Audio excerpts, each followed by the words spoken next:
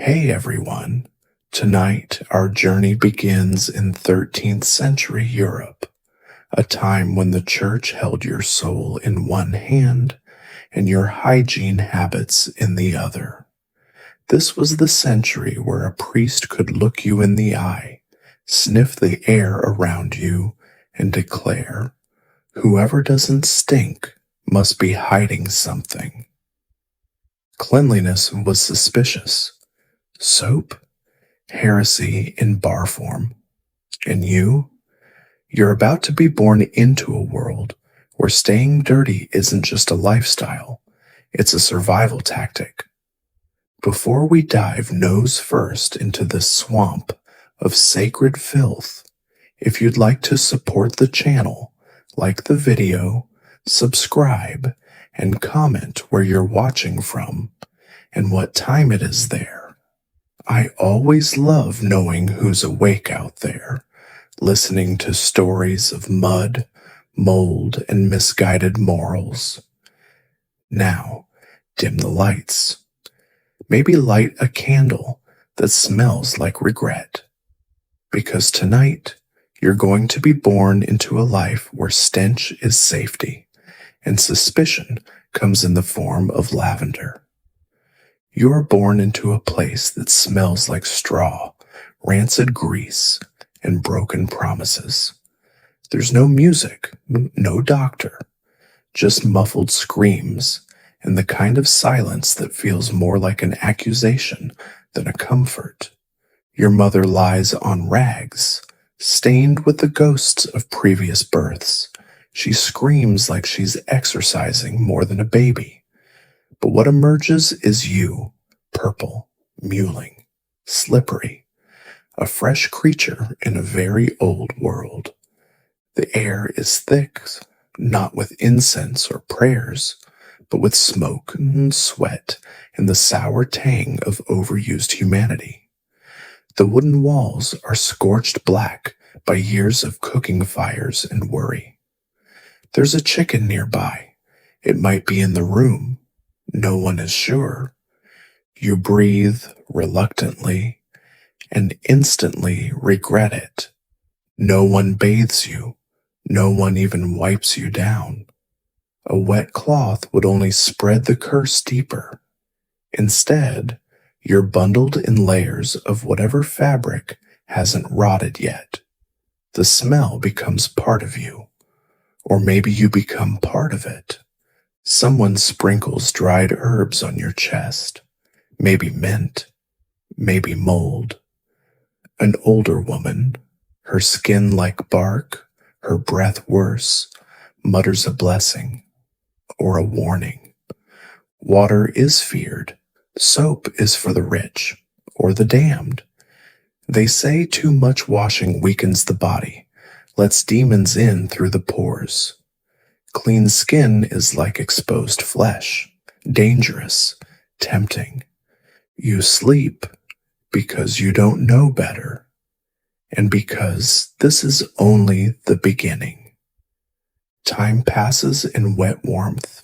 You are a bundle of limbs and cries, cradled by rough hands. You itch constantly. Flakes peel from your scalp like bark from a dying tree. They call it growth. It feels like slow combustion. The cot you lie on is straw over stone. When it rains, the straw turns to mush. When it dries, it crumbles like old bread. Mice nest near your feet. Thus, they are the only creatures in this house with consistent grooming habits. You don't yet know the rules of this world, but your body is learning. It learns to hold filth like a second skin. It learns to fear cold water and the shame it carries. Your cries are not for milk. They are protest against the century. Outside, the village coughs in unison, a harmony of damp lungs and tired spines. No one speaks of soap. The word itself sounds foreign, like a spell in a language no one wants to remember. Once, someone whispers about a woman in the next village who washed her face every week. She died in childbirth. The connection is obvious. They will tell you later. To be clean is to attract notice, and notice is dangerous. The devil smells roses, they say, but he ignores manure. And so you grow into this perfume of rot and smoke and meat. You are not alone. The world smells like you, or you smell like it. The distinction doesn't matter. Not here, not now. You are born, and you belong. You spend your infancy swaddled in warmth, but it's not the comforting kind. It's a clammy, fermented kind of warmth, like sleeping in a wool sock that's been worn through a pilgrimage and never once dried. Your skin breathes through layers of grime, and when it tries to flake off, the dirt holds it in place like spiritual glue. Your first cradle is a trough, not metaphorically, an actual feeding trough, lined with straw and damp from the morning's milk spill. You lie there blinking at rafters stained with soot, and every few hours someone walks by, glances in and mutters, "Still alive then." That's all the medical care you're going to get. You learn your first lesson early. Milk is sacred, but only if it's warm and straight from the source. Anything else is suspect. You're breastfed by a woman who isn't your mother, because your mother is still recovering from the birthing scream that rearranged her soul. This wet nurse smells like onions, wool, and faint disappointment. She rocks you in silence while whispering prayers for strength. Not yours, hers. The first time you get sick, nobody panics. They rub lard on your feet and tie a small wooden cross to your ankle. The priest visits, not to heal, but to sniff. Literally. He sniffs around your cradle, nods at the pungency, and proclaims you protected. It's the clean ones that die young, he says. The devil doesn't waste time on the smelly. The word hygiene has not been invented. The concept of washing for health doesn't exist. Water is a tool for cattle and floods, not for the human body. And soap, when someone mentions soap, it's in the same tone they use for wild dogs or pagans. Curious, cautious, and always followed by a spit on the floor. At night, the house grows even more alive. Rats scratch inside the walls. The wind whistles through every crack like a chorus of ghosts with asthma. You cough in response. No one stirs. They assume you're either growing or being tested by God. Your first encounter with religion comes before your first tooth. A priest dips you in cold water for baptism. You scream like you're being skinned alive. He smiles. Good, he says. He knows it's unnatural. People come to see you, not because you're cute, but because your family wants witnesses. If you die, they need someone to confirm you were real, that you smelled right, that no one tried to bathe you. One morning, someone notices you've developed a rash. It spreads down your neck like a creeping vine. Remedies include smoke, vinegar-soaked cloth, and at one point, holding you near a holy relic until the itching becomes prayer. You do not die. Not yet. Your body adapts. It hardens. It accepts the century's terms. And in the background, the church watches, gently reminding your family. Clean children attract demons. Filth is divine camouflage. So you grow under a theology of stink, and the air gets thicker. By your first year, you've already participated in two sacred rites, baptism and infestation. One sanctifies the soul, the other introduces you to the real ecosystem of your world. You don't walk yet, but you host. Your tiny body, round and soft like uncooked dough, becomes a welcome mat for lice, mites, and whatever else migrates from straw to scalp. You scratch, ineffectively. Your nails are trimmed with a dull knife by someone muttering about demons hiding under fingernails. Bathing? Still forbidden. The priest speaks of it often, not to encourage, but to warn. Washing weakens the will, he says from the pulpit. It tempts the flesh into vanity.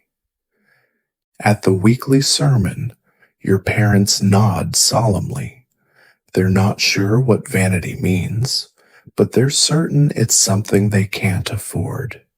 You sit in their arms, caked in layers of everything you've exhaled, leaked, or rubbed against. You are by all local definitions healthy. The village midwife, a woman with hands like weathered leather and breath like boiled cabbage, declares your aroma sturdy. She dabs your gums with clove-soaked cloth to help with teething. You scream. She spits on the cloth. Now it's blessed. Your father builds carts. Your mother sometimes helps, mostly when she's not nursing another sibling into existence. You watch from your corner, a pile of rags and dried turnips, and absorb your surroundings through taste, sound, and smell. The house never empties. It's full of people, smoke, animals, and the constant whisper of shared survival. There's always a fire, but it warms unevenly. Some corners are cold as burial dirt. Others feel like the breath of a feverish ox. You hear stories, cautionary tales, like the man from 2 villages over who scrubbed his feet before prayer. He caught a chill and died by dusk. Too clean for this world, they say, shaking their heads, like mourning is a form of agreement. You teethe on wood. You chew bones. Sometimes someone hands you a pebble, and you suck it contentedly. It's not a toy. It's part of the floor. The priest visits again. He inspects your eyes, not for light, but for mischief. He lifts your arm and sniffs the pit, nods. He blesses your sweat. Good, he says. The devil passes over the already damned. That night, someone washes a pot in the same basin where you'll later be baptized again, not in water, but in smoke. They wave rosemary through the air and chant. The fumes sting your eyes. They say it strengthens your soul. You believe them. What choice do you have? You dream of rivers, of slipping into clear running water. In the dream, your mother weeps and the priest screams. You wake up sweating and feel relief. The filth is still there. It protects you. You grow, and so does the doctrine. By now, your body has formed a pact with filth. Your skin is no longer merely skin. It's archive, armor, evidence, a layered testament to everything you've touched and everything that's touched you. Every flake of dead skin finds a home. Every smear of soot becomes history. Cleanliness is not just forgotten, it's feared.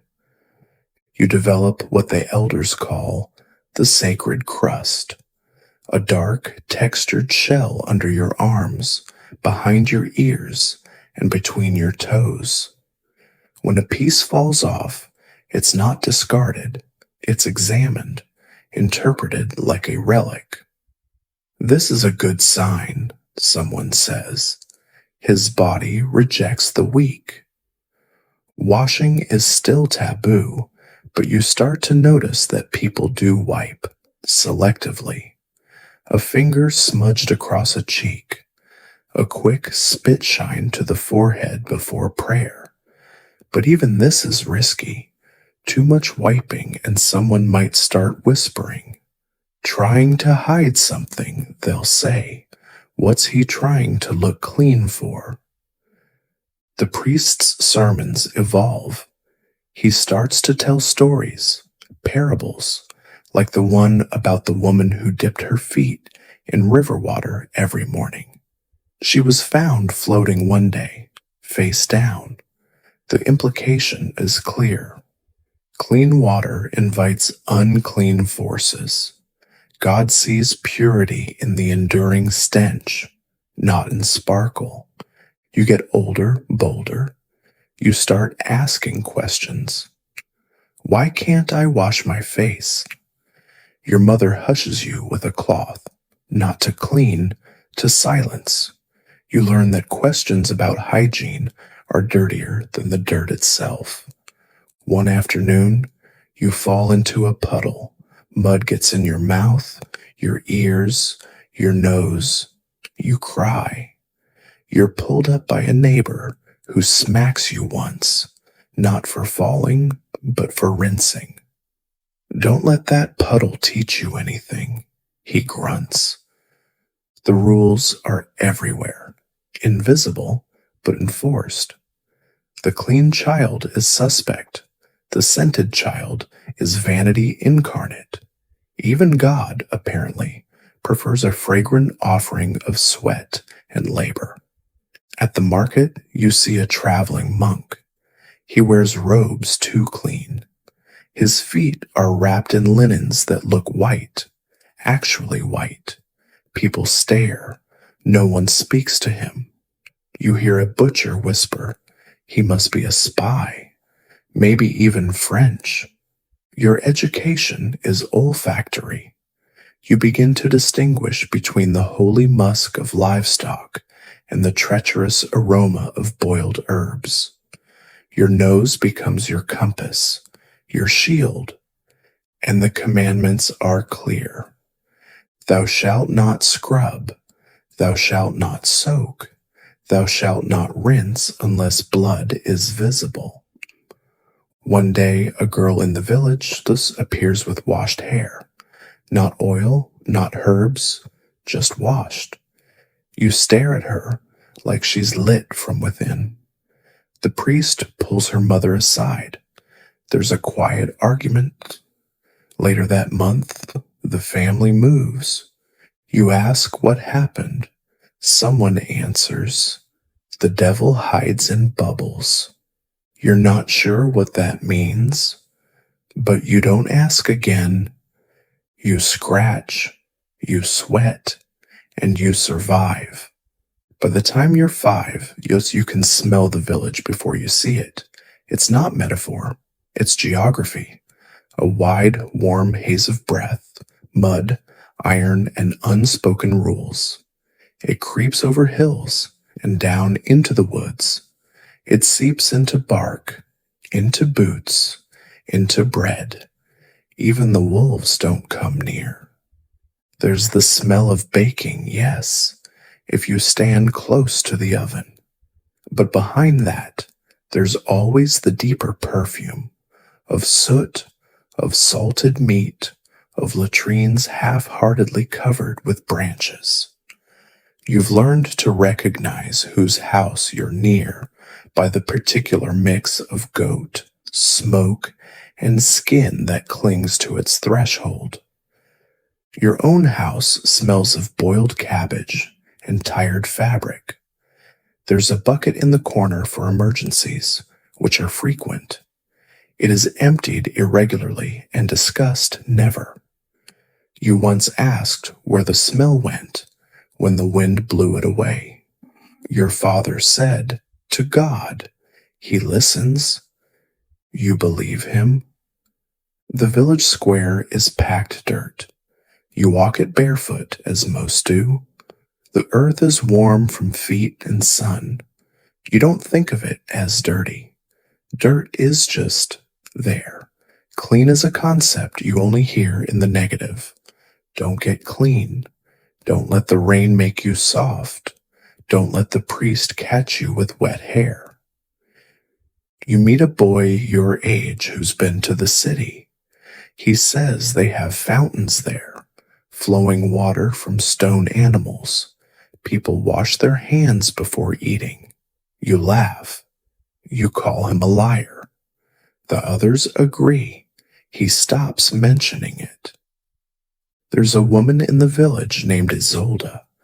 She smells faintly of something floral, not roses, but something less aggressive. Maybe she rubs herself with dried petals. People say she's strange. Some say she has visions. You don't know what visions are, but they sound like something that could get you exiled or blessed, depending on the smell you have at the time. The priest preaches louder now. He has noticed the children asking questions.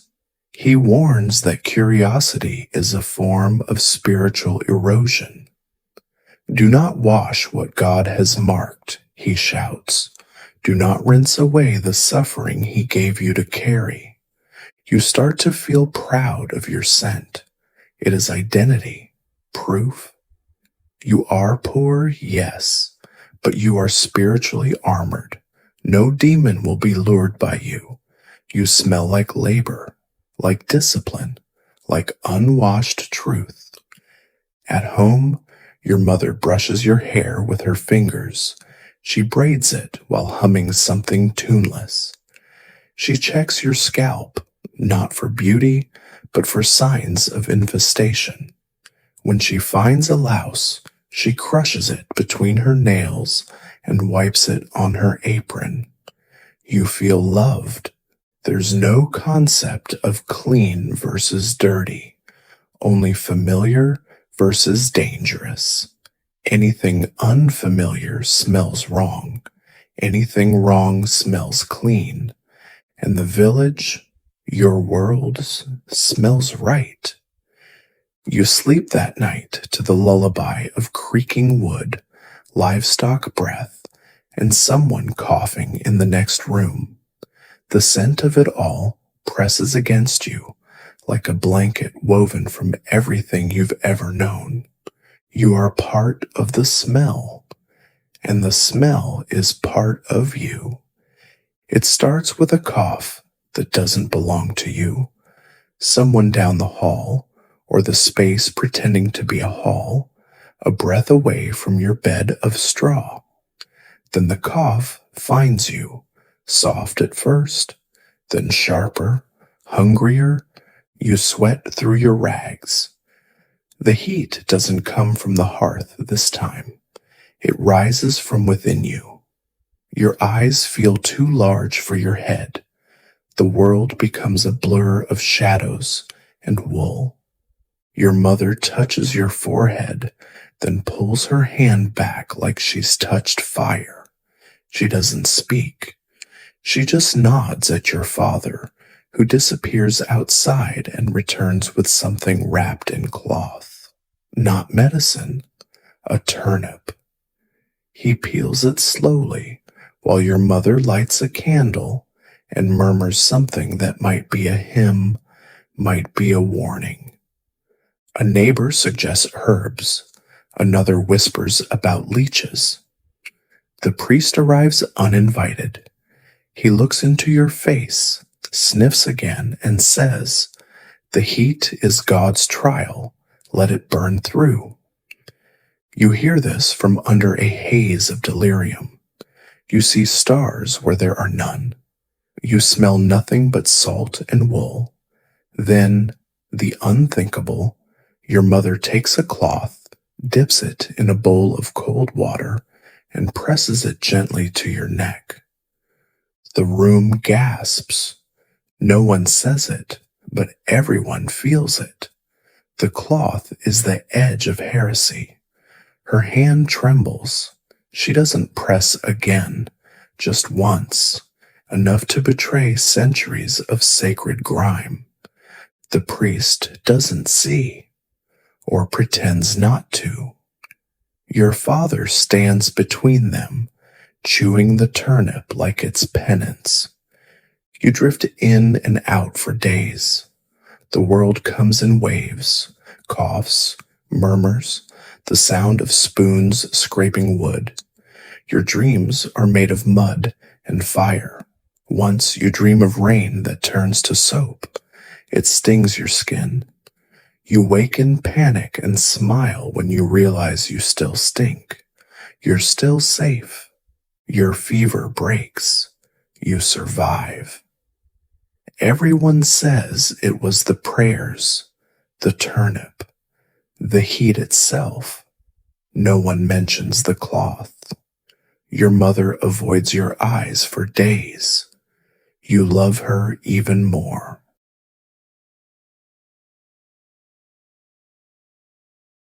Just the memory of a wet cloth that saved you, or damned you, depending on who remembers.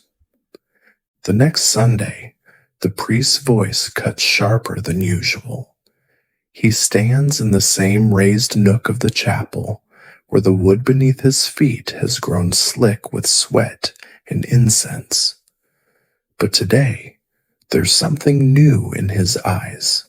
Suspicion, fire, soap. He does not say names. He never does. But his gaze lingers on your family longer than on others. You feel it even with your head bowed, especially then. The devil, he says, wears no scent. He has none. He borrows yours. And when you try to smell of roses, of mint, of lavender, you are letting him in. The congregation shifts, feet move, hands fidget with hems. You know these movements. It means they've all done something recently, or wanted to. Soap, the priest continues, is the tool of deceit. It masks the toil. It mimics purity. It tempts the flesh toward comfort, and from comfort comes forgetting that we are born to suffer. He paces slowly, letting the weight of each word fall like wet ash. In Rome, they bathed every day. Look where that got them. Laughter ripples through the room, thin and uneasy. You look up for a second, just a flicker, and he sees you. His voice drops to something almost tender. Even the innocent must be warned. Even the young must carry the scent of sin to remember what's at stake. Your mother doesn't look at you, but her hand tightens on your shoulder. The sermon goes on. He speaks of saints who never touched water, of martyrs who bled but never bathed, of a holy man who slept in mud for 30 years and healed with breath alone. After the sermon, people avoid your family, not out of cruelty, out of superstition. You've been noticed. That's dangerous. That's contagious. Back home, the silence is thick. Your father scrubs his hands in ashes before eating, muttering that it's better than falling into softness. Your mother doesn't cook that night. She sits near the fire, staring into it, like she's trying to burn a memory. You eat bread. It tastes like dust, but dust is clean in its own way. Later that night, you hear your parents speak in hushed tones, words like priest, watching, and we must not slip. You feel something in your chest, not guilt, not shame, a kind of alertness, like you're no longer just a child in this game. You're a symbol now, a potential example. The next morning, your clothes are dirtier than usual. Your hair is left unbraided. No one explains why, but you know. The sermon worked. Soap is no longer just forbidden. It's dangerous. And you, once touched by cloth, now carry the burden of never touching it again. It happens quietly, not in rebellion, not in ceremony, but in a heat wave that makes the air taste like boiled hay and your own skin feel foreign. You're sitting by the well, staring into it like it holds answers, or a version of you that still remembers the cloth. There's no one around. The village is tucked away, sheltering from the sun behind drapes of sackcloth and prayer. Even the livestock seem subdued, their groans quieter than usual. And in that moment, no voices, no priest, no eyes. You dip your hand into the water. It is cold, so cold it shocks you, not just temperature, meaning. This water is alive, clear, reflective, whole. You watch your fingers shimmer beneath the surface. They look clean, alien. You look around again. Then you cup your hand, then your neck. One swipe. A ripple of guilt runs through you, but your skin sighs, not metaphorically, audibly, like it had been waiting for this tiny redemption. You close your eyes, press both hands in deeper. You think of nothing. That's the mistake, because now you think of everything. What if you washed your whole face? What if you dunked your head? What if you came home shining and the priest saw nothing? You almost do it. Your breath stalls. But then you hear something. Not footsteps, not voices, something deeper. The internal echo of fear shaped like a sermon. The voice of the priest from last Sunday wrapped around your bones like twine. Even the young must carry the scent of sin. You yank your hands from the water like you've touched flame. They drip onto your lap, creating marks that feel too visible, too symbolic. You rub them on your tunic. Dirt returns. Safety returns. You sit there longer than you should, letting the sun dry what you almost became. When you finally walk back, your skin feels stretched, like it's punishing you for the moment of weakness. No one notices, no one asks, but you feel the change. That night, you smell your hands again. They still hold a trace of the well, not clean, not holy, just different. You bury them in straw to hide the memory. But the desire doesn't leave. It doesn't scream. It whispers.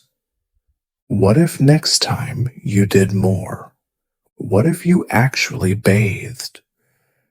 You fall asleep with the question rotting quietly beside you, more dangerous than any dirt. The next morning, the suspicion starts. You wake up, and your hands, though rubbed back into grime, still carry something unusual. It's not scent, it's not sight, it's energy. You move differently, lighter, and in a village where every child walks like their skin is made of moss and regret, this is enough to be noticed. First, it's the baker's wife. She squints when you pass, then whispers something to her daughter. The girl laughs, not cruelly, but nervously, like she's seen a dog walk upright. Wrong, unexpected. Later, one of the older boys jabs you in the ribs. You look like soap, he hisses, and runs off.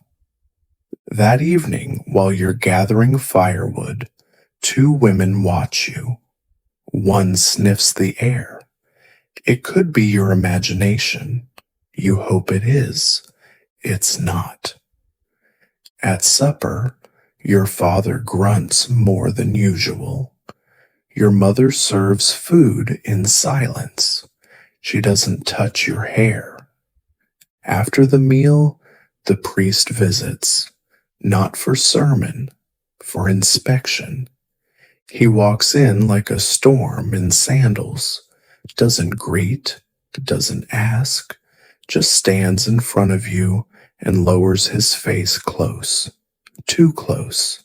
He inhales, not dramatically, not theatrically, just enough. Then he looks at your parents. Have we grown fond of vanity? He asks. He smiles. It's the kind of smile that invites no answer. Your father lowers his eyes. Your mother wrings her hands, then places them firmly on her apron. The priest leaves without another word. After he's gone, no one speaks for hours. Even the fire feels quieter. That night, your bed of straw scratches more than usual. You scratch back, hard. You want the filth to return visibly. You rub your hands in soot before sleep. You roll your face into the floor. You whisper, I'm still one of you. But the fear has already spread. Clean means hiding something. And now, you're the one being watched. You're the one with something to explain. And there's nothing more dangerous in 1200 than a child who might be clean on purpose. The punishment is not announced. It's simply done. You wake the next morning with your bedding missing, your straw replaced, your corner empty. Your mother points to the door, no words, just a nod. You follow her out across the small yard and into the stable. She lays down a rough wool blanket beside the ox. No mattress, no lantern, just you, the beast, and the smell of everything that's meant to stay outside. You don't protest. Protest would be worse. The stable is wet in places, warm in others. The ox eyes you without judgment. It breathes slowly, like a monk meditating through indigestion. This is not exile, not exactly. It's a warning, a nudge back toward the fold of sanctioned filth. No one says it, but the message is clear. Remember who you are. At night, the wind creeps in. The straw under you is damp, sour. You curl up, trying not to shiver. Shivering, you've learned, makes people think you're trying to feel clean. From the main house, you hear the faint clatter of bowls, the rise and fall of your mother's voice, the priest's laugh. He stayed for dinner. In the dark, your thoughts wander. You remember the water. You remember the sound it made. You remember how it felt, not just on your skin, but in your chest. You don't cry. Tears feel too much like rinsing. Instead, you smear a bit of manure on your tunic, just in case. The ox shifts beside you. You fall asleep breathing its breath, and the stable becomes part of you, a reminder written in stench. Don't step out of line, because next time they won't just take your bedding, they'll take your place at the table and eventually your place in the village. The first lesson the stable teaches you is about scratching, not how. You've been doing that since you had skin, but how to do it without drawing attention. You learn the pressure points, the rhythms, where to dig and when to pause so the sound blends with straw. You time it between the ox's sighs. You master the art of the invisible itch, because people are watching now. And if they don't hear you scratching, they might think you don't need to. And if you don't need to, maybe you're too clean. Scratching becomes ritual, part performance, part survival. In the mornings, you return from the stable and join the others around the hearth. You scratch as you sit, scratch as you eat, scratch as you nod along to the priest's stories. Everyone sees it. Everyone relaxes. Ah, they think, the child is still with us. Your nails become tools of proof. Your scalp a battlefield. Once you stop scratching during a meal, just for a minute, just to enjoy the food, a woman 3 seats away glances up, and you start again, harder this time. Your skin breaks in places, tiny red lines appear, then disappear beneath layers of soot and skin. No one asks if it hurts. They only watch to see if it bleeds, and if you hide it. You don't. There's a boy who didn't scratch enough. He's not around anymore. His name is spoken only when someone needs a warning. Remember Roland? Too proud to scratch. You remember. You scratch like your soul depends on it, because here it does. And so you survive, quietly, itching your way back into the arms of the herd. Every village has one, the woman who touches water more than is holy. Yours is named Mirelle, and everyone knows she's dangerous. She lives on the edge of the fields, near the stream, not too close, not scandalously close, just enough to justify her trade. She washes clothes, not daily, not publicly, but often enough to make people wonder. Children are warned. Don't go near Morel's yard unless you want your thoughts to rinse away too. You're not sure what that means, but it works. You watch her sometimes from behind a tree. Her hands move like she's fighting the fabric. Suds rise like forbidden clouds. Sometimes she sings soft, low songs that feel older than the priest's sermons. And when she looks up, you hide. Your mother speaks of her with disdain. No woman needs to wash that much unless she's hiding something. The priest preaches without naming her. He tells stories of women who tempted angels with clean hands. He speaks of soap as a veil, disguising the sin beneath. Once you hear 2 men whispering about her. One says, "She smells like rosemary." The other spits. But her house is never empty. People still bring her things.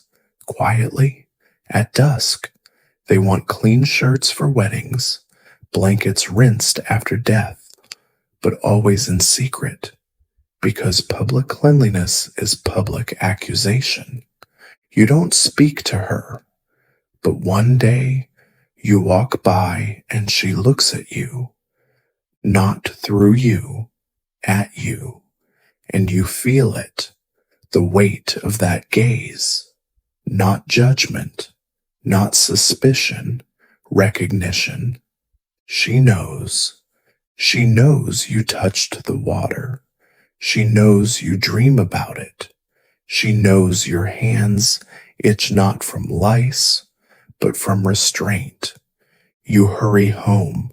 You scratch harder than ever. That night, you hear your father say, "If Morel gets too bold, the priest will act." You dream of her, standing in the stream, hands full of light. You wake up angry, not at her, at the village, at yourself, at the dirt that never leaves. But you scratch again and survive. Her name was Alan. You don't remember when you first noticed her, only that one day her smell made sense. Not like flowers, not like soap, like reality. She lived 2 doors down, her family's house always wrapped in the scent of smoke and boiled root vegetables. Her clothes were stiff with wear, her hair always braided with twine. But her laugh, short, dry, involuntary, lodged itself in your chest like a blessed splinter. You fell in love during a pig slaughter.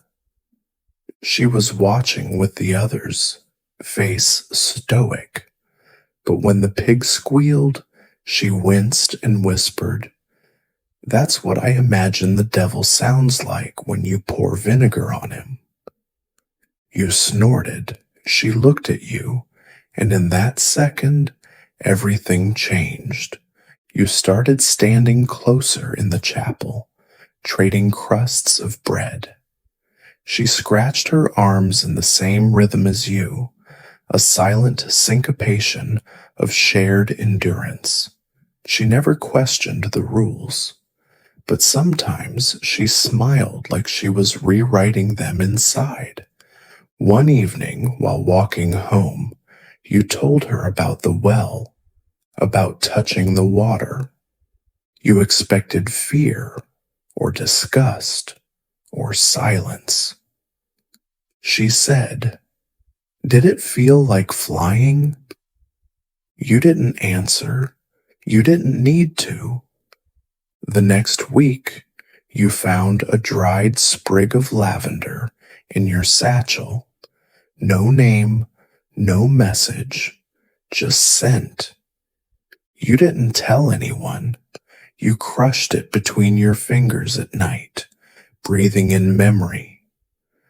Love, you learned, is not clean. It's a kind of filth that clings to you in secret, that softens you, that makes you dream of impossible things, like bathing together, like running to a river, like starting over somewhere the priest can't smell. But these are just dreams, because Elaine is still here, still scratching, still surviving, like you. And that's love in 1200, knowing someone who stinks like you and still wanting to breathe them in. It starts like most things, with an itch. But this itch spreads quickly from one head to another, from children to mothers, from hair to beds, to clothes, to straw, to soul. The priest calls it God's test. The midwife calls it the season. You call it war. Because no matter how much you scratch, the lice remain. They multiply. They conquer. Your scalp feels like it's alive, like it's plotting. They boil vinegar and smear it behind ears. They rub garlic under arms. They make poultices from crushed onion, ash, and hope. Nothing works. But the priest insists that prayers are the true cure. Prayer and purity of spirit, not water, never water. One child is shaved bald. He weeps. His mother sings hymns while burning the clippings. Another girl faints during a sermon, overcome by the movement of tiny legs across her neck. The priest places his hand on her head and says, "She is blessed with divine irritation. You scratch until you bleed. Then you scratch more. Elaine tells you she dreams of fire. To burn it all off, she says, every hair, every rule, every smell." You nod, but you both know fire isn't allowed. Then one morning, Morel offers a cure, a real one, soap. She says it quietly, in the shadow of her doorway. She's holding a small, wrapped bundle. It smells faintly of something forbidden. Elaine takes a step toward her. You pull her back. "It's lye," Morel whispers. "Herbal, sharp. It will kill them." Elaine hesitates. You do too, but not for the same reason. You want it, desperately, but you know what happens to those who use it. Not just lice, but trust, belonging, and prayer, all washed away. So you step back. Elaine looks at you, then at Morel, and then she takes the bundle. She hides it in her sleeve, like a sin, like salvation. That night, you sleep with lice and longing, wondering if tomorrow her hair will smell like rosemary, and what that will mean for both of you. There is one exception, a tradition older than the priest himself, older than fear, perhaps, where a bath is not only permitted, but expected. Easter. Not for everyone, not for the poor, but for children, once a year, as a symbol, not of hygiene, of renewal, of submission, of community control. The bath is public. Buckets are drawn from the well. A large wooden tub is set in the center of the village square. Children are stripped, gently, ceremonially, and washed under the watchful eyes of parents, neighbors, and of course the priest. You are 6. You are terrified. Your skin, so used to its armor, recoils at the first splash. It feels like exposure, like betrayal, like confession without words. The water is cold and not even dirty, a shocking contradiction. You look for Elaine. She's 3 children behind you. Her face is blank. Her fists are clenched. The washing begins. Old women scrub with rough cloths, not tenderly, not cruelly, just efficiently. You feel them removing not just dirt, but identity. A year's worth of protection peeled away in minutes. The priest murmurs blessings. He says the water has been sanctified. He says this is tradition. He says this is grace. You say nothing, because if you speak, you might scream. Your clothes are not returned immediately. You are left to dry in the sun, damp and raw. People nod, smile. They believe they've done something good. When Alena steps into the tub, you see her hesitate, but she doesn't run. You wish she would.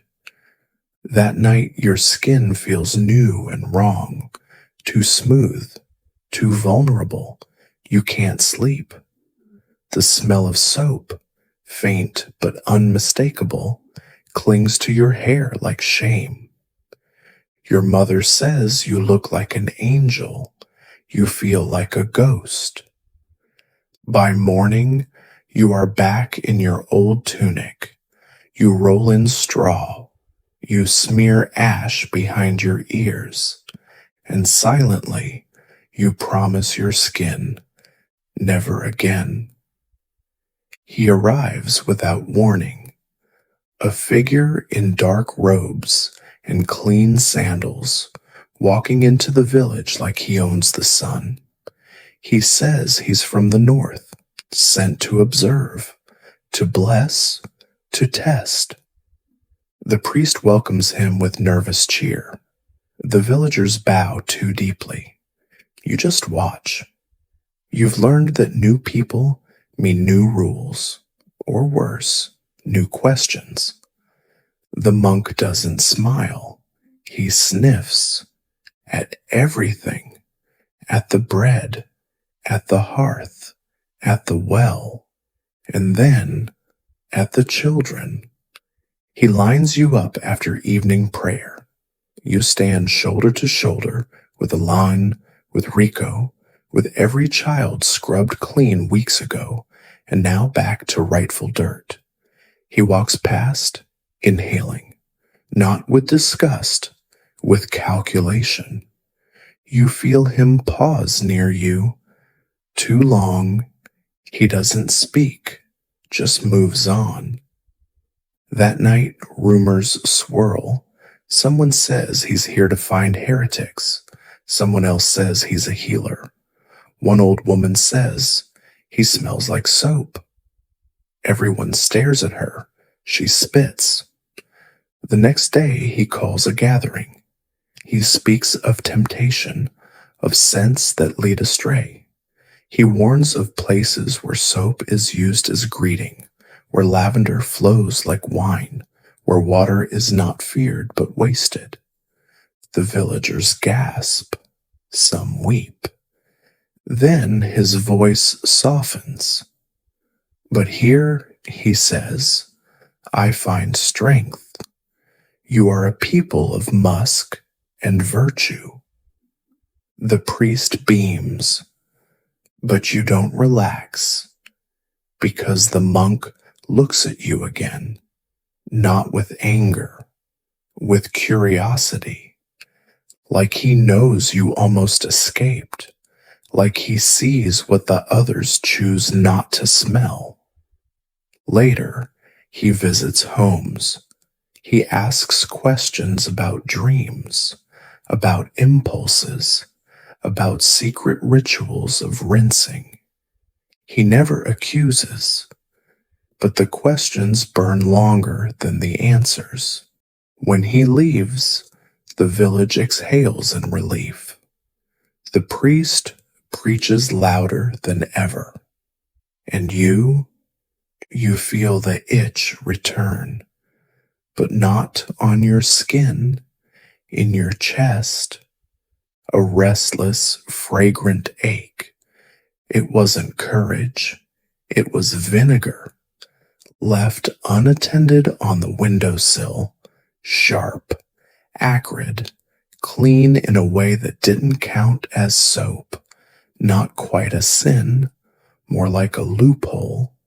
You dipped your fingers in it, slowly, secretly. It stung, and then it tingled. You dabbed it on your wrists, behind your ears. You rubbed it into the fabric of your tunic, right at the collar, where it might linger. You felt reborn, not washed, awake. The smell followed you like a ghost with good posture. It clung to your sweat and made it smell like purpose, like defiance in liquid form. That afternoon, Alon smelled it first. She didn't speak, just narrowed her eyes, and smiled, barely. But the priest's dog sniffed you and growled. That was the real danger. The next day you tried again, less this time, just a hint. But the village is trained in scent. An old man sniffed the air near the well and muttered, "Something's sharp today." The priest walked past you in the square, paused, sniffed, didn't stop, but didn't smile either. You went home and rubbed dirt into your arms. You rolled in straw. You burned onion skins under your bed. But it didn't leave. The vinegar had become you.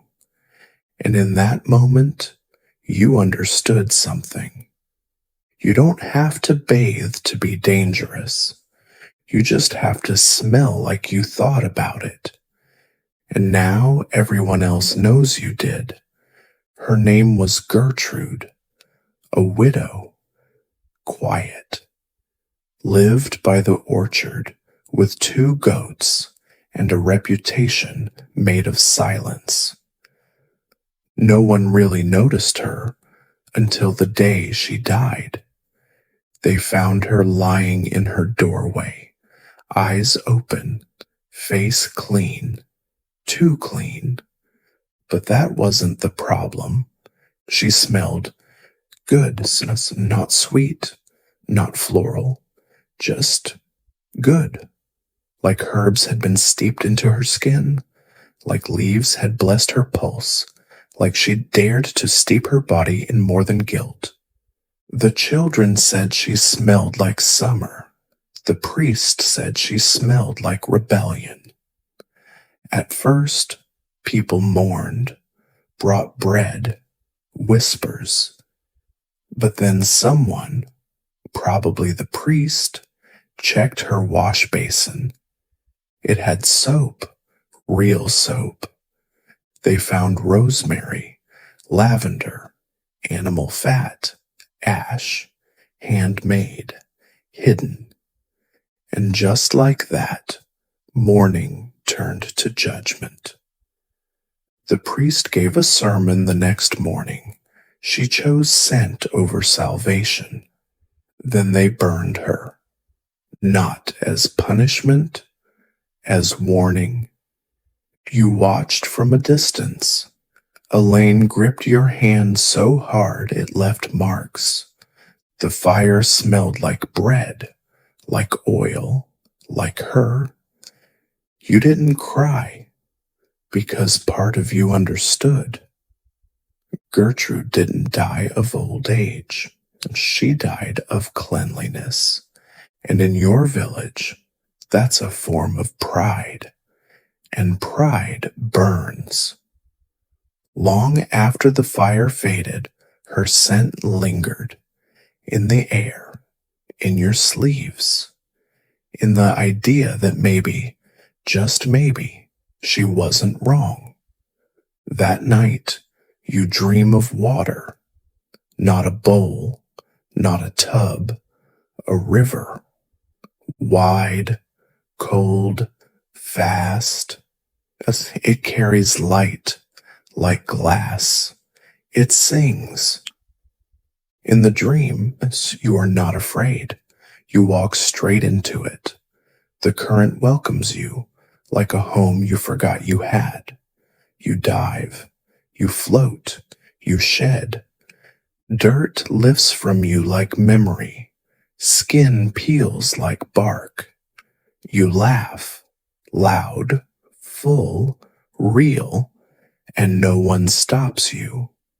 Then you find the soap. It's not hidden, not forbidden. It's offered. Elaine holds it out. It's round, smooth, glowing. It smells like yes. You take it. You lather. You laugh. The priest appears on the shore. He screams, but no sound comes. He holds up a crucifix, but it melts. The monk throws stones, but they turn to steam. Your parents look away, and you keep washing. You scrub every inch of your body. You scrape away layers you didn't know you carried. Rules, sermons, expectations. The river flows thicker now, heavier with what you've removed. Elaine wades in beside you. Her hands reach your shoulders. She doesn't speak. She doesn't need to. The water smells of lemon balm and memory. It rinses thought itself, even shame. Above, clouds break open. Sunlight, real or not, strikes the surface like gold. Children appear on the banks, covered in soot and fear. Some cry, some step forward. One dips a toe and gasps. Behind them, the villagers scream, faces twisted, hands raised, but they don't cross the water. They can't. It rejects them. And then the river speaks, not with words, with feeling. It pulls at you, gently, persuasively, not down, forward, as if it knows where you're meant to go. You look at Elaine. She nods. You let go. You float farther. The shore fades. So does the noise. Only the current remains. And the soap. When you wake, your hands are clenched. Your skin tingles. Your mouth tastes like rosemary. You lie still, listening, breathing. The dream fades, but not the desire. And you realize you don't want to escape. You want to be washed away, not just cleansed, unmade, because only in dreams does the soap not scream. A marriage is announced, not yours. You're too young, but the village prepares like it's the only thing keeping the earth spinning. The bride is the butcher's niece. The groom is from 2 hills over. They've never met. It doesn't matter, because there will be a bath, not for the guests, of course, just for the bride. A ritual, a cleansing, not for cleanliness, for symbolism, for submission, for spectacle. You're tasked with gathering flowers, not real ones, petals dried and crushed to mask the bath's grayness. You're not allowed near the tub, but you hear the murmurs. They heated the water. They used lye. She wept. Some say she resisted. Others say she confessed. A few whisper she smiled. The ceremony follows. She stands radiant, but not with joy, with rawness. Her skin looks scrubbed, not glowing, flayed. Elaine watches beside you. She doesn't speak, but you feel her breathing, slow and furious. During the feast, people toast to purity. The priest calls it a holy transition. The groom looks proud, confused, or both. You wonder if he notices the redness in her arms, the way she avoids the sun. Later that night, you find the water, left in the tub, still warm. You dip a finger in. It stings. You pull back and wipe it on your clothes. Elaine appears beside you. You don't look at each other. Just stare at the water. You thought a wedding might be a moment of escape, but now you see it's just another sermon, another scrubbing, another silence disguised as celebration. You walk home dirty, on purpose, and for the first time, you feel clean. The wedding's over, but the village won't stop talking. Not about the feast, not about the vows, about the rash. The bride's skin turned red, swollen, angry. By morning, she couldn't wear the ceremonial veil. By evening, she couldn't stop scratching. They say it was the lie. They say it was the sin. They say the devil entered through the pores opened by soap. The priest calls it a divine reaction. She resisted holiness, and holiness resisted back. She's confined now, not sick, not cursed. Rebalancing, they say, a holy quarantine. The groom visits once, and then not again. He's seen in the square, quieter, thinner. Someone says he burned his wedding tunic. Someone else says he sent a message to the monastery, but no one confirms it.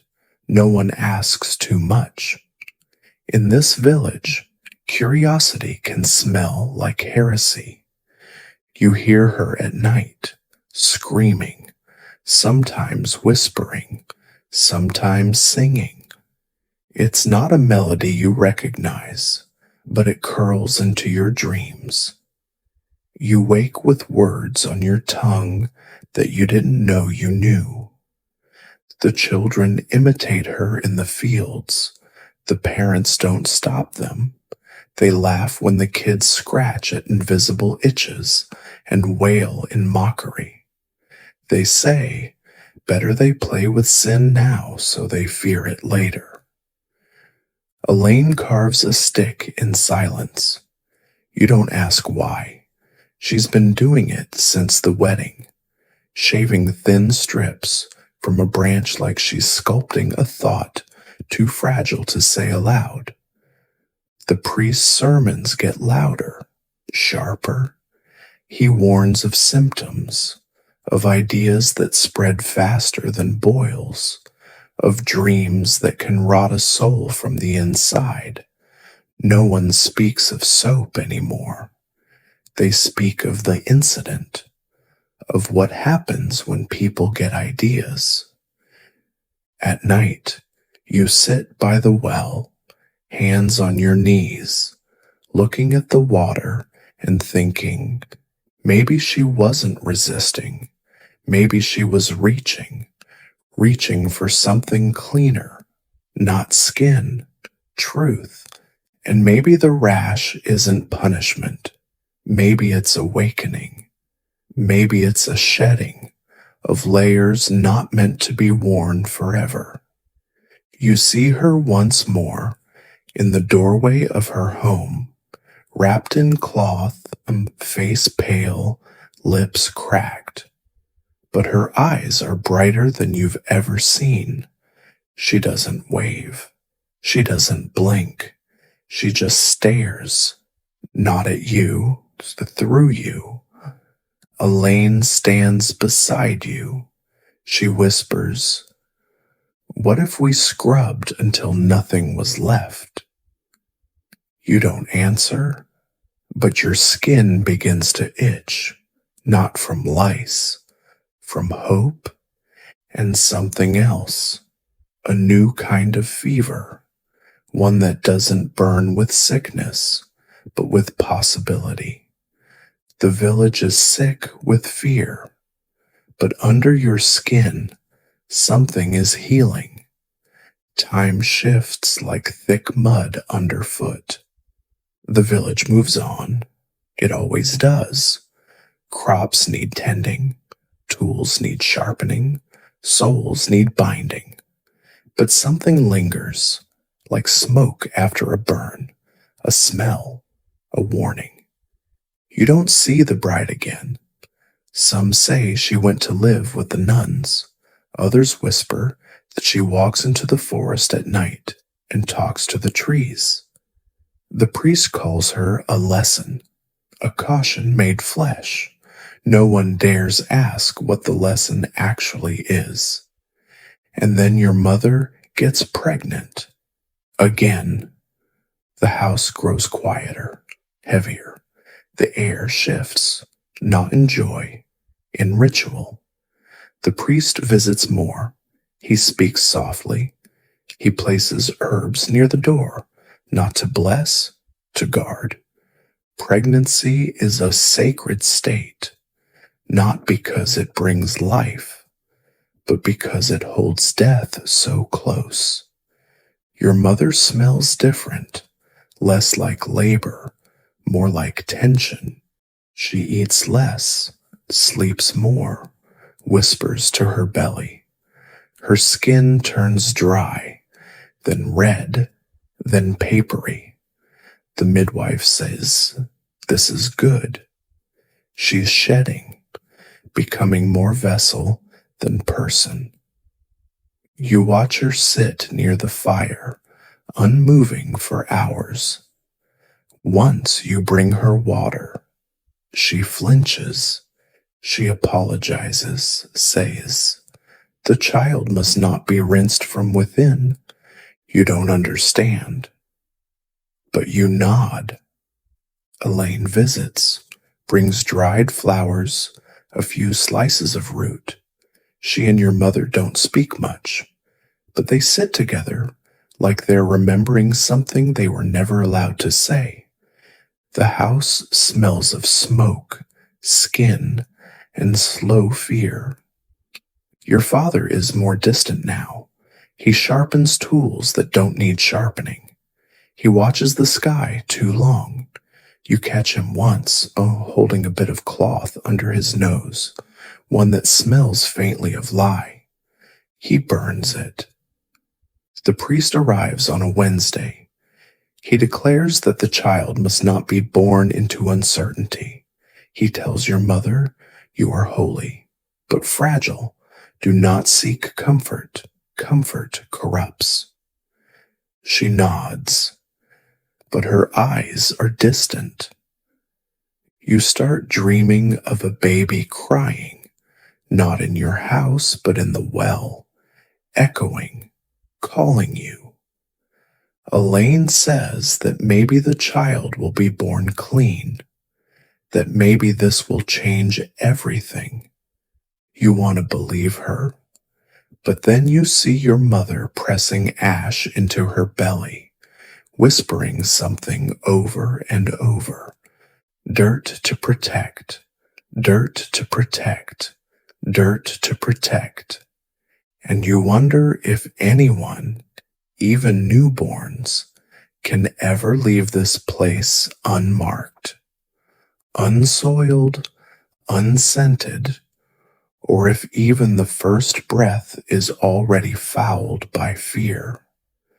When the birth comes, it's not a storm, it's a stillness, a pressure in the air, like the moment before thunder.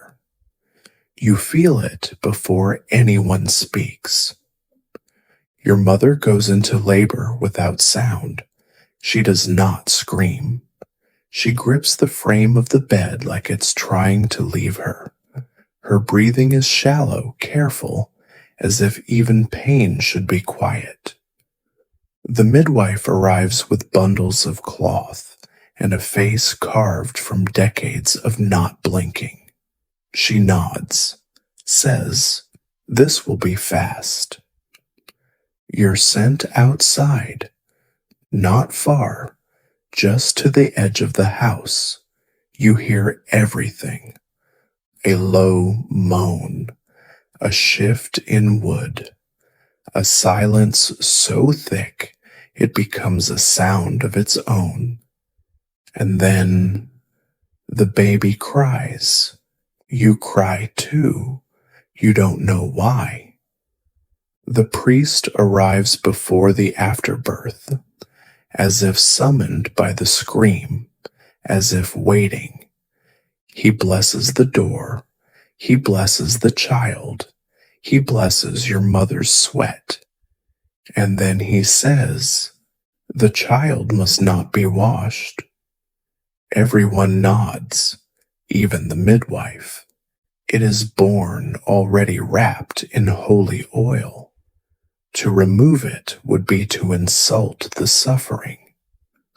You don't understand, but you look at the baby, red, slick, blinking, and for a moment you feel rage, not because it's dirty, because it will never be allowed to be clean. The child is wrapped in cloths that have never touched water. Ash is rubbed on its forehead. A drop of vinegar is placed under its tongue. You watch your mother fall asleep still bleeding. No one wipes her brow. The baby is passed from hand to hand. Everyone smells it. Everyone nods. Healthy, they say. Earthy. Elaine stands beside you. Her jaw is tight. She whispers, born guilty. You don't respond. You just reach out, not to hold the child, to touch its hand. It's warm, alive, and already bound, not by love, by odor, by ritual, by the belief that purity is dirt, and dirt divine. Every Sunday, the village cooks its stew. A pot the size of a barrel is dragged into the center of the square. Meat, roots, grains, and intentions are tossed in that order. It simmers from sunrise to second bell. The smell rises like a ritual, earthy, acidic, heavy. It is not food. It is declaration, a proof of survival. Everyone contributes something, even the poor, a bone, a handful of lentils, a prayer. You contribute silence. But this Sunday is different. This Sunday, a boy trips. He's running, barefoot, laughing too hard. He slips on the mossy edge of the fountain, and his foot goes straight into the boiling stew. He screams, louder than the pig at slaughter. People rush over. The pot wobbles. The ladle falls. Someone pulls him out. His skin blisters instantly. The smell changes. Someone vomits. Someone else mutters, "He was always too clean." The boy is carried away. The stew remains. There's a pause, just long enough to pretend morality. Then someone says, "It's still good." They serve it. Everyone eats. No one mentions the foot, except Elaine. She leans toward you and whispers, "Now we are truly one body." You don't laugh. You chew. The taste is the same as every week. Smoke, salt, surrender. But something sticks in your throat. You swallow anyway. That night, the priest thanks God for nourishment. He does not mention the boy. The boy does not return. But the stew does. Next Sunday, same pot, same square, and every bowl holds a trace of what was once flesh. You stop eating, not out of disgust, out of understanding, because this is the village We are what we refuse to cleanse. We are what we boil together. We are what we do not question. And somewhere beneath your tongue, a blister forms, not from heat, from knowing. A new illness spreads, not a plague, not a fever, just a slow rot of the skin, behind ears, between fingers, along the jaw. The villagers call it the softening. It makes your flesh feel like dough left too long in the sun. It doesn't kill, but it embarrasses. And shame here is worse than death. The midwife says it's from sleep. The priest says it's from spirits. Morel, long silenced, now silent, says nothing. The remedy is fire, not flame, ash. People line up outside the chapel. A brazier is lit. Each person steps forward, opens their shirt or lifts their skirt. The priest smears warm ash onto the raw places. He speaks in Latin, slow and loud. You hear every word, not because you know them, because they hurt. You're last in line. Elaine waits with you. When it's your turn, you hesitate. The priest looks tired. He reaches into the ash. You flinch. He pauses, then marks you. His fingers linger too long. You smell the ash for days, even after it fades. But then it rains. A summer storm, unexpected, wild. You run for cover, but not fast enough. The ash runs down your neck, into your shirt, into your eyes, and it burns. The rain becomes your punishment. You wake the next morning with blisters, not from the disease, from the cure. The villagers say nothing, but you see the priest's smile. It's soft, satisfied, like he knew this would happen. He says, ash without faith is just soot. You scratch at your wounds, hard. Elaine helps you rewrap your arms. She spits into the cloth before tying it. Neither of you says why, but it feels better. And you realize fire might cleanse, but water punishes, and no one in this village gets to choose which one they receive. It happens on a dare. 3 older boys talk about ruins beyond the woods, a place the priest forbids but never explains, a place too old to be remembered but too present to be ignored. One of them says, there's water there, real water, underground. You and Elaine exchange glances, then nod. You follow at dusk, through trees that whisper like gossiping crones, past stones shaped by hands long buried, into the heart of what used to be Rome.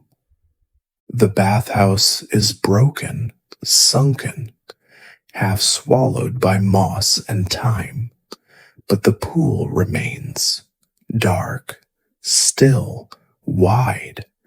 It smells different, not of rot, not of smoke, of nothing. The silence makes your ears buzz. The water reflects your face like truth. One boy spits into it. Nothing happens. He laughs.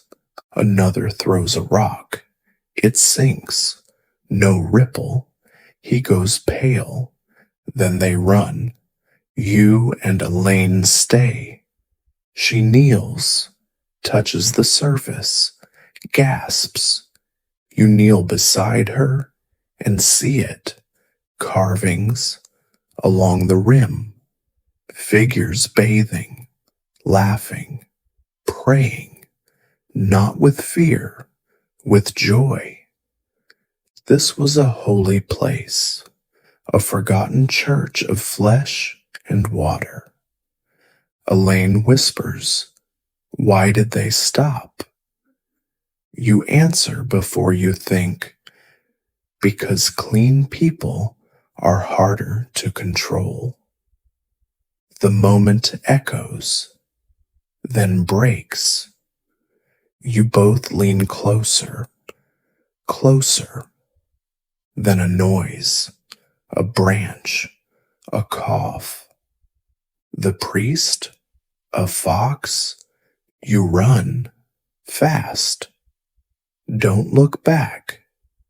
Back in the village, no one asks where you went, but they know. You know. That night, you dream of statues scrubbing each other, of water that sings, of hands unafraid, and you wake with the dirt under your nails feeling foreign, wrong. You don't wash it, but you want to. You want to remember what that silence felt like, the kind that cleans, not condemns. You return the next night, not because you want to, because you need to. You bring a cloth, a crust of bread, 2 stones, one to remember, one to forget. You walk faster this time, not to avoid fear, to meet it. The ruins welcome you, not with words, with temperature. The stone feels warmer, the air more expectant. The trees seem to lean in, listening. You remove your shoes, you kneel, you touch the surface, and then you enter. The water wraps you, not like a cloak, like a second skin, cold, but not cruel. You sink until your ears are submerged. The world goes silent. You open your eyes underwater. Shapes move, not people, echoes, figures washing hair, rubbing feet, embracing. You surface, breathe, laugh, and then you cry. Not because it hurts, because it doesn't. This is not cleanliness. This is return. You float, then swim. Elaine is waiting on the shore. She says, "You took your time." You nod. You're not afraid anymore. Later, walking home, you feel heavy and light at once. A paradox in your bones. You carry water in your ears, in your hair, in your soul. Your fingers are pruned, but your mind feels smooth. Back in the village, no one speaks, but the priest looks at you, hard, like he heard the water confess you, like he knows what was washed away. You walk past, unbent. You sleep that night with damp hair and warm limbs. You dream again, but this time the water sings. It sings in Latin, in laughter, in a language you've never heard, but somehow know. It says, "Welcome back." It says, "You remember?" In the dream, your skin glows, not with soap, with memory. And when you wake, you don't wipe the crust from your eyes. You savor it. It feels like salt from a holy sea. The village still smells like caution, but your skin no longer accepts it, because now you know water is not the enemy. Fear is. And once you touch the river, you never leave it, even when you're dry, even when you're gone, because the river follows, inside, under your ribs, in the pulse behind your ears. And maybe, just maybe, that's what they're truly afraid of.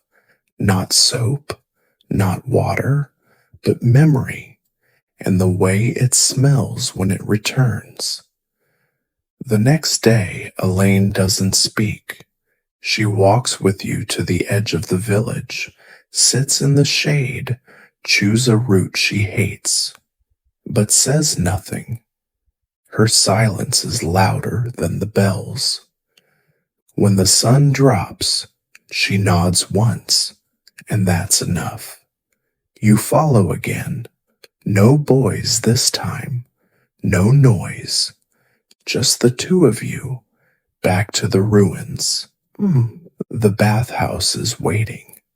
The moss thicker. The air cooler.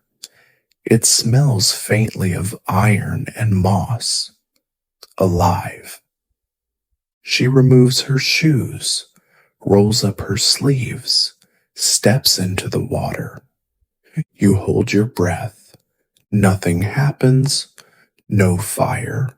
No scream from the heavens. No priest bursting through leaves with a torch. Only water. She walks slowly, as if the pool has no bottom. She dips her arms, her face. Then fully, she sinks. You almost cry out. But she resurfaces, eyes wide, lips parted, breathing like someone who forgot how. It's cold, she says. You smile. It's the first word since yesterday. She stays in longer. You watch. You ache. You don't follow. Not yet. She swims once, twice. Her movements sharpen, soften. She moves like someone remembering who she is. When she steps out, water slides from her shoulders, like secrets escaping. She wrings her dress, shivers, laughs. The laughter echoes against the stone walls, sounding like something ancient, remembering how to live. You don't join in, but your chest stirs, your hands tingle, your feet feel planted but restless. You walk home in silence. She smells like nothing, like freedom, and the nothingness is everything. The next morning she's different, not cleaner, not bolder, lighter, like something heavy fell off during the night, something you weren't allowed to name. The village notices. They whisper, but say nothing out loud. The priest glances her way. He doesn't smile, but he doesn't scold either. He watches, carefully, suspiciously, like watching bread rise without kneading it. At lunch, a girl asks what flour Elaine used. Elaine shrugs. You'll see. The words sound playful, but they carry weight. That night, you return to the ruins alone. You stare at the water, you kneel, and your reflection stares back, waiting. It's different. It looks unafraid, maybe even hopeful. You don't touch the surface yet. but you breathe it in, and for a moment you imagine a world where water heals and doesn't judge, where you aren't told what you are by what you smell like. You walk home in the dark. Your hands smell like moss. Your eyes burn with withheld tears. Sleep comes like a mercy, like a tide. And in your dream, Elaine is there again. She floats. She smiles.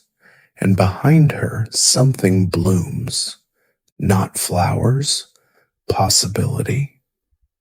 The priest's face fades from your memory, but the water doesn't. And you know now she went first, so you could follow. And one day, others will follow you. The next morning, it begins. A faint scent in the air, not unpleasant, but unfamiliar. Crisp, clean. It drifts through the village like a rumor no one dares name. The baker's wife says, "It smells like pine." The butcher's boy says, "It smells like danger." The priest says nothing. He sniffs and frowns. You keep your eyes down, your hands folded, but you know what it is. The baths have marked you, not just your skin, your silence. You see Elaine across the square. She doesn't look at you, but she walks straighter, taller. The villagers begin to itch, not from lice, from suspicion. Questions circulate like smoke. Did someone bring herbs from outside? Is the soap seller back? Did the rain turn holy? No answers, only murmurs, and the scent still there, not overpowering, just steady. The priest calls a gathering. His voice is calm, but clipped. He speaks of spiritual rot, of disguised devils, of sanctity found only in stillness. He ends with a prayer. May all that is foreign be purged. No one claps. No one leaves quickly. Elaine disappears. You don't see her for 2 days. On the third, she returns, wearing the same dress. But it's different now. Clean. Too clean. The baker frowns. The weaver crosses herself. The priest doesn't speak, but the next sermon is louder. He says, "There are waters not meant for the faithful. There is cleanliness that dirties the soul. There are baths where angels drown." You sit in the back, silent, unwashed but not untouched, because the smell won't leave you. It's under your nails, behind your eyes. You are no longer of the village, even if you still walk its paths. And you begin to wonder, how long before someone follows your scent? It's not the priest who asks. It's Morel. She appears at the edge of your home like weather, slow, heavy, inevitable. Her shawl is darker than usual. Her breath smells of onion and judgment. "Come," she says. No explanation, just a command with wrinkles. You follow her past the chapel, past the stones where children play, past the field where goats stare like monks in disguise, into her home. She closes the door. The windows are covered. The air is thick with old broth and dried herbs. She sits. You stand. She looks at your hands, then your feet, then your eyes, and says, "You smell different." You don't respond. She leans forward, not kindly. "Have you bathed?" It is not a question. It is a threat wrapped in wool. You hesitate. That's enough. Her lips tighten. She mutters something. A prayer? A curse? A memory? She lifts a pot from the corner. Inside, ash and lye. She dips a cloth, reaches for you. You step back. "Do you think water is smarter than fire?" she asks. "Do you think the Romans knew better than saints?" You don't answer. You just breathe. The cloth falls from her hand. Steam rises. She doesn't try again, but says, "Clean is not holy." And then, "You cannot smell like that and still be one of us." You leave without asking permission. The air outside feels thin but real. You walk fast, past homes, past whispers, past the smell of something burning. And when you reach the woods, you take off your shoes and let your feet remember who you were before dirt was doctrine. You wait all day. She doesn't come. You go to her usual places, the stream where she gathers moss, the rock where she splits herbs, the bend in the path where she once whispered, "Let's run." Nothing. You ask the baker's boy. He shrugs. The priest? He blinks too slowly. You check the chapel. Not there. The ruins? Empty. You return home. The walls feel tighter. The silence more aware of itself. That night, you dream of her. She's underwater, but not drowning. She's not trying to breathe. She's singing. You wake sweating. Your hands smell like stone. By noon the next day, whispers spread. She left.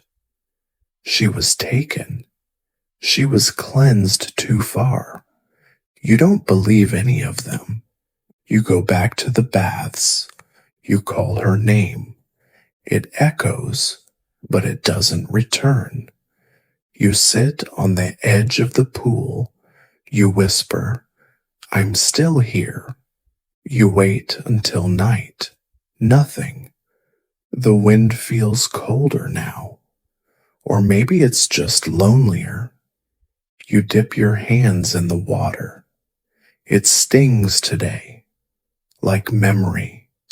You hear a footstep. You turn. No one.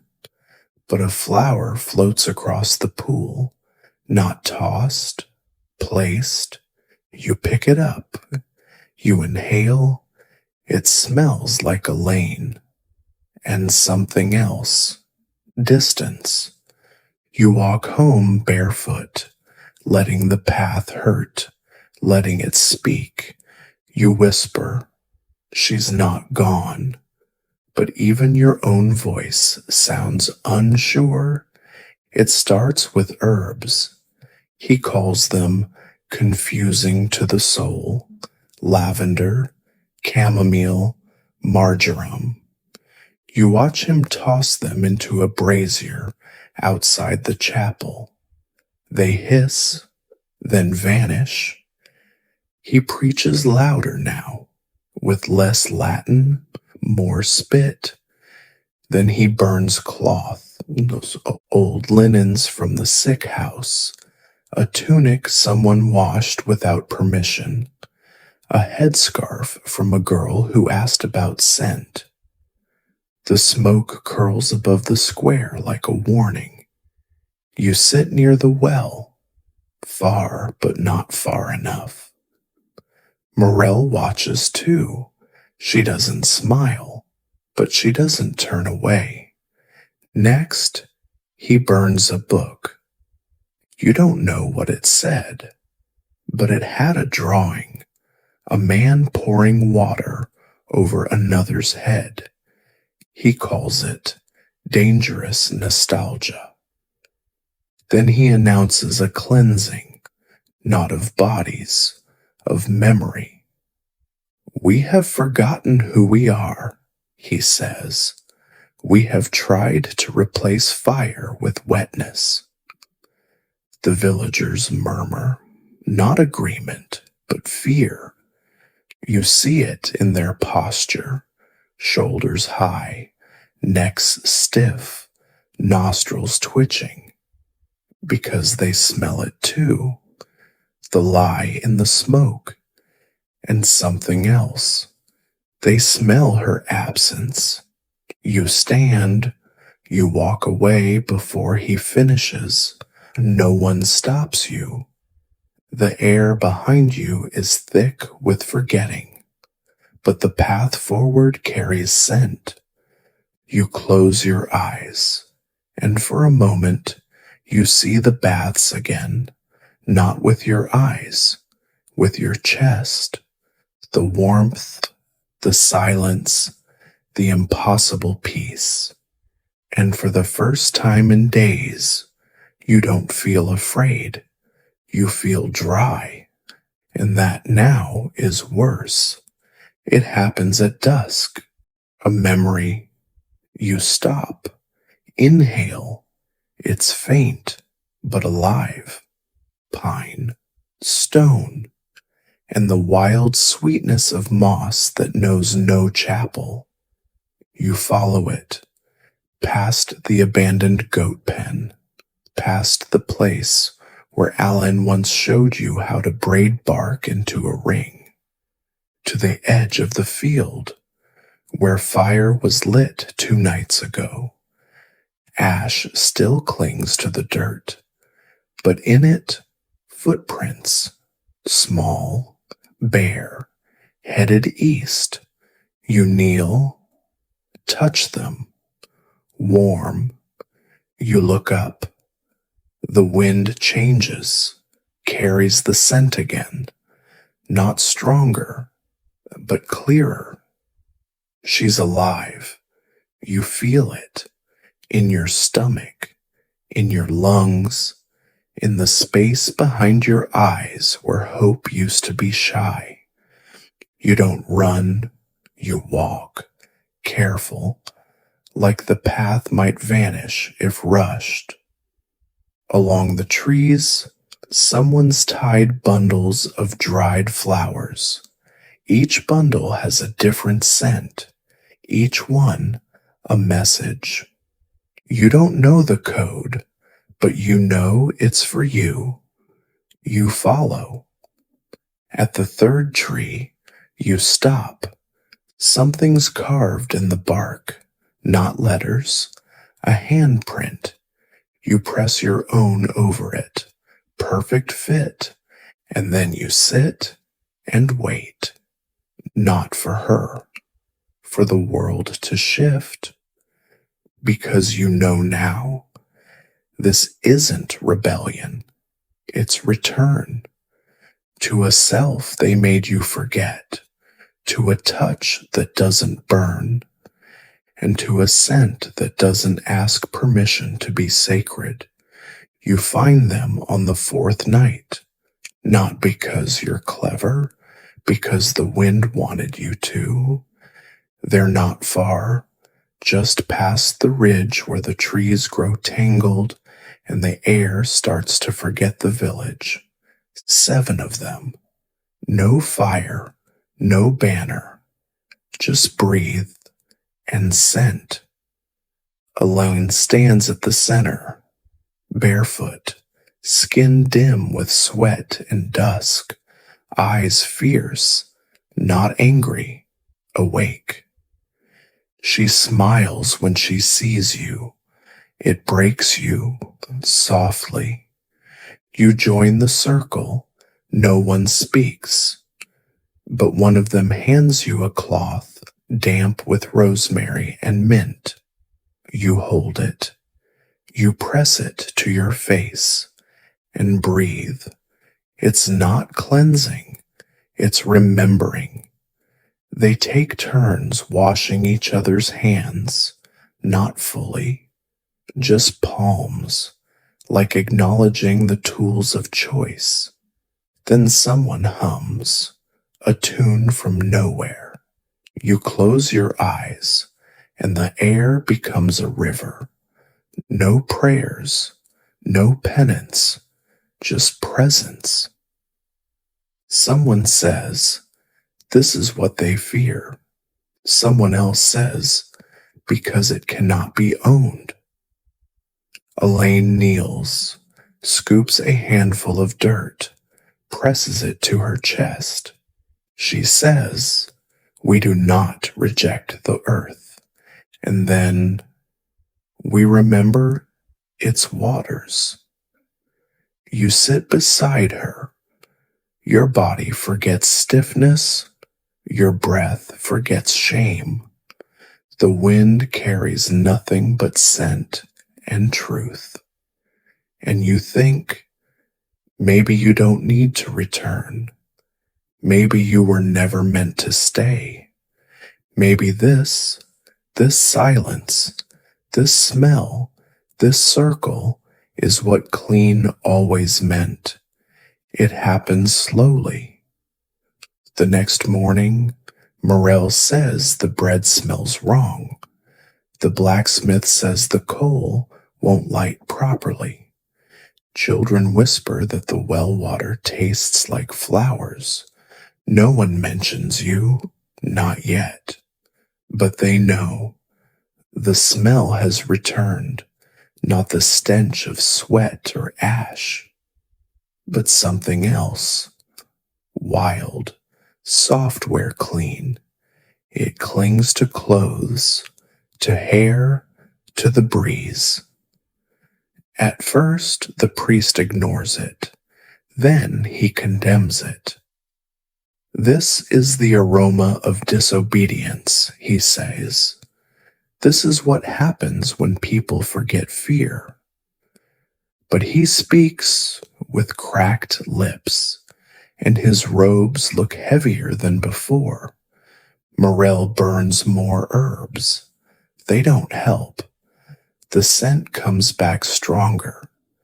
The children begin to hum. A tune from nowhere. Your tune. A girl scrubs her hands with a leaf. A boy brings mint to school. A woman leaves her shawl in the rain and smiles. Change smells like rosemary, like rebellion. You watch from the edge of the square. You don't hide. You breathe deeply. The priest walks past you. He stops. Are you behind this? You say nothing, just smile. He turns away, but slower than usual. You walk toward the well, drop in a pebble, watch it ripple, and for the first time the water reflects you clearly, unburned, unbroken. The chapel floods, not with rain, with scent. It begins during the third bell. The priest is mid-sermon. He's thundering about the devil hiding in softness. But the people don't listen. They sniff. Lavender, mint, stone. The air changes. It thickens with memory. Someone sneezes. Someone laughs. Someone opens a window. The wind rushes in, carrying water from nowhere. It slides under the door, along the floor, over the stones where so many knees have bled. It doesn't splash, it glides. Alone is not present, but she is felt. You sit in the last pew, your back straight, your hands still damp from the well. You feel it in your shoes, cool, honest. The priest stops speaking. For the first time in years, he has nothing to say. He watches the water. He doesn't move. You think he wants to. You think he wants to scream, but he doesn't, because deep down, he remembers too. The smell overtakes the incense. The silence overtakes the ritual. A child giggles. Someone hums. You close your eyes, and the chapel is no longer a cage. It's a riverbed, and the current has returned. No fire, no ash, only breath, only presence. And you realize this was never about soap. It was about what water remembers and what they tried to forget. It begins with feet, bare ones, children first, then a woman with sore knees, then the boy who used to mock the smell of basil. They walk quietly eastward toward the ruins, toward the baths. You see them from the edge of the square. You follow. No one stops you. No one leads. The path is not paved, but it is clear. Bundles of herbs hang from branches, tiny flags of memory. Someone hums. Someone else begins to sing. Not loud, not to perform, but to remember. Elaine waits at the edge of the bath, not as a guide, as a witness. She nods as each person enters. Some wade, some cry. One old man laughs so hard he falls in face first. No one is rebuked, no one is corrected. The water accepts without comment. You kneel at the edge. You wash your face, your hands. You do not immerse, because you already carry the river. You help others instead. You show them where to step. You teach them to breathe. A child asks, "Why does this feel good if it's bad?" You answer, "It's not bad. It's just not allowed." They nod, then splash, and the splash sounds like a hymn. The priest does not come, but you feel him watching, not to punish, not anymore, to understand, because the village is shifting, not in words, in scent. And what once was heresy now smells like home. It begins with feet, bare ones, children first, then a woman with sore knees, then the boy who used to mock the smell of basil. They walk quietly eastward toward the ruins, toward the baths. You see them from the edge of the square. You follow. No one stops you. No one leads. The path is not paved, but it is clear. Bundles of herbs hang from branches, tiny flags of memory. Someone hums. Someone else begins to sing. Not loud, not to perform, but to remember. Elaine waits at the edge of the bath, not as a guide, as a witness. She nods as each person enters. Some wade, some cry. One old man laughs so hard he falls in face first. No one is rebuked, no one is corrected. The water accepts without comment. You kneel at the edge. You wash your face, your hands. You do not immerse because you already carry the river. You help others instead. You show them where to step. You teach them to breathe.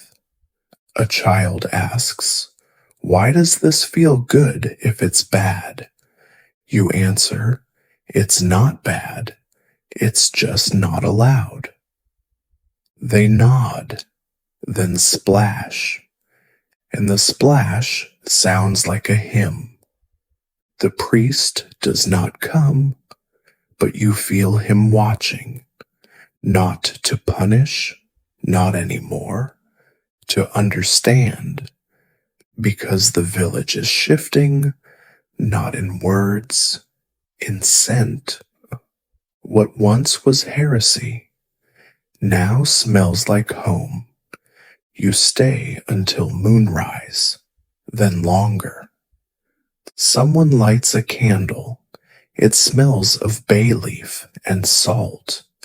You light another and another. Soon the shore glows, not from fire, but from presence. Children sleep in each other's arms. A woman braids rosemary into a crown. An old man sings a lullaby from before the war, before the fear. You watch it all. You feel none of it is yours, and yet all of it is. Because this was never about water, or soap, or sin. It was about permission. And now no one waits for it. They give it to themselves. And you smile because you remember Elaine's first steps into the pool and your own hesitation and the warmth that followed. Now the warmth has shape. It has echo. It walks on feet you've never kissed. It sings in voices you'll never meet, but it is yours. And tomorrow the path will widen, and the priest, he will still speak, but fewer will hear him, because his words are dry, and the people have tasted wetness, real wetness. And once you've felt that, you cannot go back. You can only go deeper. He appears at dawn, not in the chapel, at the edge of the path. No robes, just linen, no cross, just hands.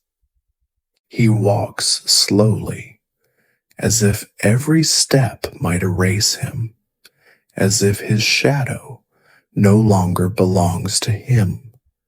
People part without touching him. No one speaks. Even the birds hush. You see him from a distance. He looks smaller, not in body, in certainty. He carries nothing, not even shame visibly, but you feel it around him, thick and unspoken. He reaches the ruins. He pauses, not from fatigue, from reverence. Alan watches. She does not smile. She lowers her gaze. He kneels. He does not pray. His lips move, but there is no sound. He removes his shoes slowly, like each knot is a memory, and steps in. No gasps, No fire, no thunder, only the sound of water touching a man who forgot it. The water receives him like it has everyone else, indifferently, mercifully. He sits, he dips his head, he breathes, then deeper, until his whole face is under. He stays there longer than anyone before.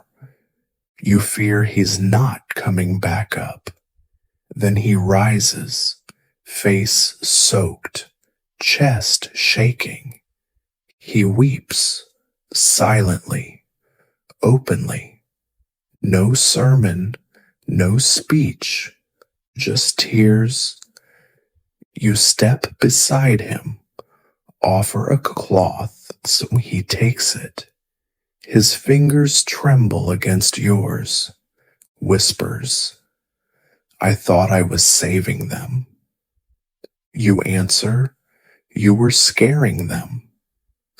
He nods. He knows. A child approaches him, offers him a sprig of thyme. He takes it with both hands. Elaine steps forward, dips her hands in the water, washes his feet. No ritual, just gesture. He says, "I forgot we were made of water too." Later, he places his robes on a stone, folded with care, deliberately, walks back in silence. No one follows. No one needs to. The robes stay. No one touches them. But birds do. A magpie lands, pecks, flies away with a thread. By nightfall, they are part of the earth, soiled, hidden, like everything else that was once holy, but now rests, clean. And as the stars blink into view, someone begins to hum, not a hymn, something older. And you know, forgiveness doesn't always wear white. Sometimes it walks in with wet feet and leaves nothing behind but linen and silence. You don't lead, you echo. Every day, new feet arrive, blistered, hesitant, determined. Some come with flowers, others with questions. Some come with nothing but the scent of a decision finally made. You answer, only one. Where do I begin? Always the same reply, with breath. And then, with what still hurts, Elaine smiles more now. Not always, but enough. The baths change too. The stone is softer, the moss more fragrant. The water seems deeper, though it isn't. It simply feels like it could hold more than bodies now, like it holds memory. You teach them silence first, then how to feel without speaking, then how to listen with skin. They come with prayers. They leave with poems. One girl leaves behind her shoes. One man leaves behind his last lie. One woman leaves a comb that belonged to her mother, wrapped in linen. You keep nothing except the memory of each and the scent they brought, like footprints made of air. Some nights you sit alone, not from loneliness, from reverence. You hum to the water. It hums back, with echoes, with secrets only the river remembers. And when someone asks what the baths are for, you say, "For remembering the parts of us they told us to scrub away, for the silence before the prayer, for the body before the shame. The children laugh more. The old don't cough as much. People sleep without prayers and wake without guilt. The scent of mint lives in the air like weather, and no one questions it anymore. You see Morel again. She comes with her back bent, with silence where her scolding used to live. You help her into the water. She weeps, not because it hurts, because it doesn't. Because for the first time it doesn't. She stays longer than anyone, and when she leaves, she forgets her shawl. You do not return it. It belongs to the moss now. It belongs to the new soil being born in silence. You sit with Elaine. You watch clouds. You speak only of what the body remembers, how skin stores what words cannot, how water never forgets. Because what you teach them now is not rebellion. It is return. Return to breath. Return to the unsaid. Return to the scent of mercy left unwashed for too long. And as twilight stretches the shadows, you watch someone else kneel by the water for the first time. You don't approach. You don't speak. Because now they know, and that is enough. Years pass. The village still stands. But it's not the same. Children bathe without shame. Old men cry without scorn. The priest walks barefoot. Sometimes he smiles. There is still mud. There are still arguments. Chickens still scream. Bread still burns. But the fear is gone, or mostly. It lives now like an old bruise, remembered but not obeyed. The baths grow deeper with every story left behind. The moss glows, even at dusk. Some say the water sings. Some say it forgives. You do not correct them. You just listen. One day a stranger arrives. They wear many layers. They do not speak.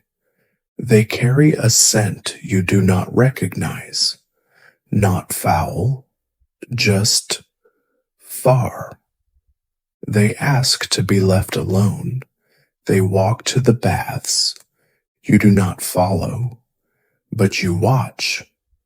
And when they leave, they smile, and they smell of rosemary.